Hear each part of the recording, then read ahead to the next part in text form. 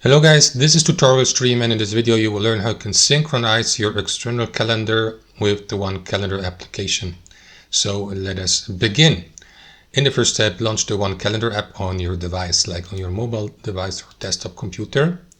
And next, log into your account and click into settings in the bottom right. Now what you will need to do first, guys, is make sure that your external calendar is connected with your OneCalendar app. To check this, click into accounts, and you will see all listed external calendars here. If you like, you can add more by clicking into this button so that these may be synchronized with your events and tasks here on OneCalendar. So once that's done, navigate back to the previous menu and click into Sync here in the bottom right. And you will see the synchronization at the top. And if both accounts, both calendars are connected, and I just showed you how to check that, you will see that information here in the top left. Let me do it again.